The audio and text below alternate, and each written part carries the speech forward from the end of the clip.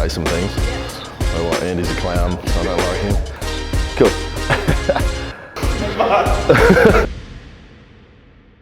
Hey guys, welcome back. In the last video we discussed the pick and the lap of stone lifting.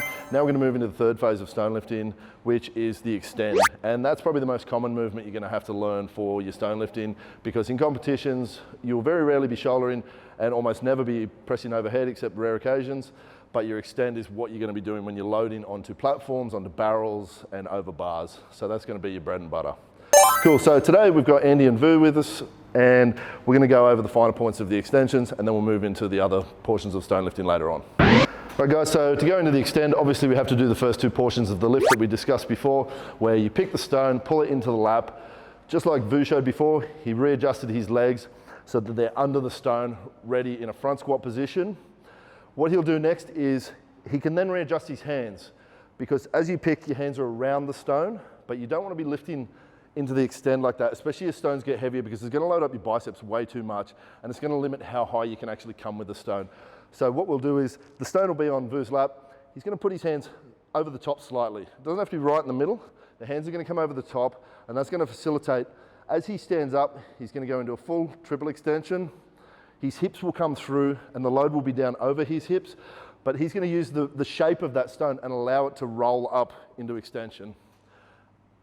Let's try that. So pull it up into the lap, just like before. Strong pick, hands are penetrating under that stone, into the lap, and now he'll adjust his legs under. He's got a really nice platform there. Now what he's doing, come over the top, nice surface contact, stand up through the front squat and allow your hips to come through, Vu, and pull up on that stone at the same time. Beautiful. Yeah, beautiful. Don't slap it down. And that's a stone extension. Okay guys, we're just going to do a quick demonstration on stone loading onto a platform. We've got the stand or submit yoke attachment platform here. We've got it set to 1.3. So we've picked 1.3, so 1.2 to 1.3 is typically what you would load a max stone attempt to over a yoke onto a platform in any place on the planet, because that's pretty much the standard set for records now, that you have to load over 1.2 or 1.3 for the record. But you will see different varying heights of platforms in different competitions around the world. For instance, when I did Strongman Champions League in Holland, we had descending heights that started at around 6 feet for the first platform and went down to 1.5 by the last platform. The lighter stone goes onto the higher platform, and so on and so forth, till you get the heaviest stone onto the lowest platform. Today, Vu will show us how to load a stone onto 1.3 here, and we'll go through that now.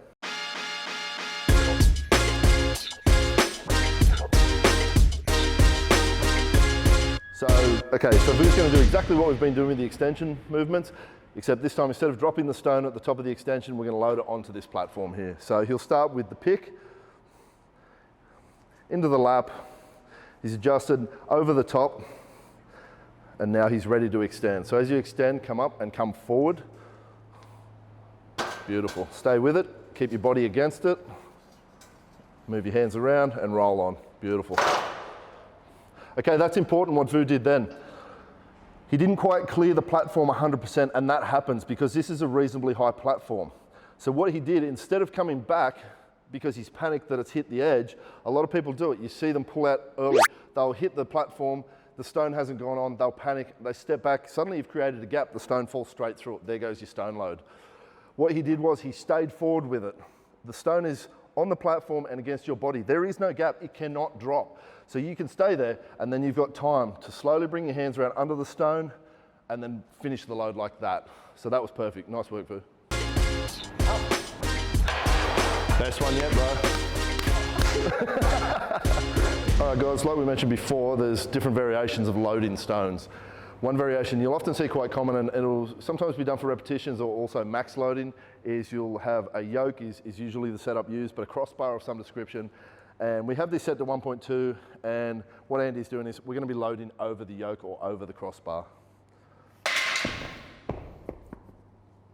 It's as simple as that. You pick up the stone, and instead of it stopping on a platform at the top, It just goes over that bar. If it's for repetitions, you'll often have a mat configuration here, or you'll have multiple people. They'll sort of catch that stone as it lands, they'll roll it back to you, you can reset and you go again, and that would be done for say 60 to 75 seconds for max repetitions.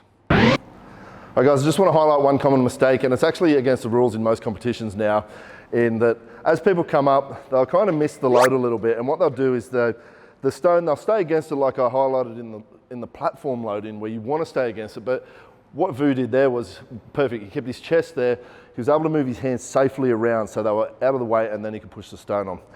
That's exactly the same thing you want to do here. If this happens to you, you can save that load. You stay close. Don't allow a gap behind there. And you move your hands around like this.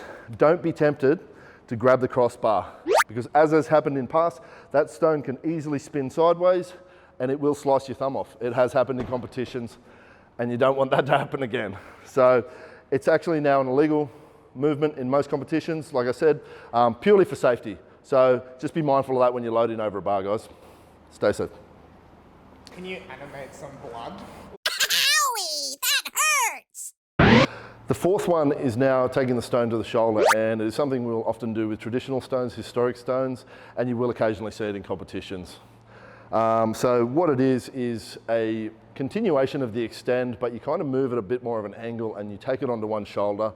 It sits right up on top of your shoulder, and then you have to remove the supporting hand to show that you have control over that stone before you're given a good lift or a down signal. So Andy's going to demonstrate for us here today. So I'll get Andy to pull it into the lap position, just like normal. And now what he's going to do, Andy's going to go across to his left shoulder. So what he'll do is he'll have the his left arm, the side that the stone's going to. You've got to create some space to open up. So what you do is you'll typically have that hand a little bit lower and around the side of the stone, and then the other hand, the trailing hand that guides it, is going to be up over the top a little bit more. So it's not going to be even as if you were extending with a stone, slightly offset. If you're over the top with this, you see guys, they'll come up and suddenly they run out of room. There's no hole here for the stone to actually come through, especially as you use bigger diameter stones and heavier stones. So Andy's exaggerating here. Pick the stone into the lap. He'll position his hands slightly offset, and then a big hip drive up to the shoulder, catch, stabilize on top of the shoulder, remove the supporting hand, good lift. Perfect there from Andy. At the top, he showed he was under complete control. The stone wasn't forward of his shoulder. You'll see people try to get away with this sort of thing on the front of their shoulder. It needs to sit right up on top of those traps, right up on the shoulder. You can even catch it with your head a little bit to support. Pull that hand away, look at the referee, good lift.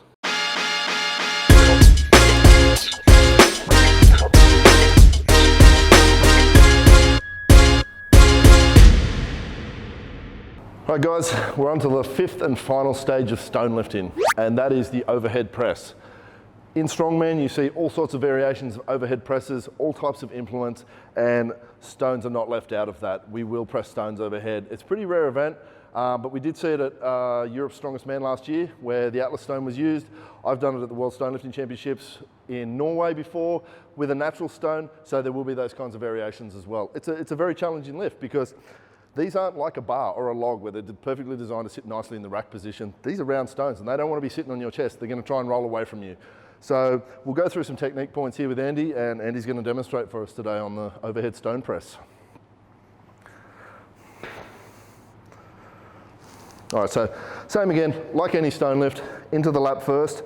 Andy's going to extend up to the chest, and he needs to lean back quite a way to create a platform there. Adjust his hands underneath into a pressing position, and then go into a press from there.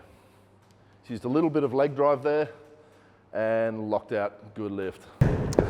Now you'll notice here, Andy, it's very tempting when you come from the rack position, and it's very easy, especially if you've got poor mobility, to just put your hands on the side of the stone. And if you've got an immense crushing power, and even on some of your more egg-shaped natural stones, you may get away with that because there's a bit of a lip there for your hands. With an Atlas stone, you really need to try and get those hands under as much as possible, which Andy demonstrated nicely then, because when you go into that full overhead position, hands on the side are just not going to cut it, especially when we're talking about stones over 100 kg. Yeah, you're going to crack your skull. So, okay guys, that's it for the stone series for now. That's the 5 parts, the 5 main stages of stone lifting. If you like this content, like, follow and subscribe on YouTube. Thanks very much to the Snatch Sensei Vu for joining us today. Perfect stone lifting. And thanks again to Andy for demonstrating the shouldering technique and the overhead techniques. 180 kilo strongman. And then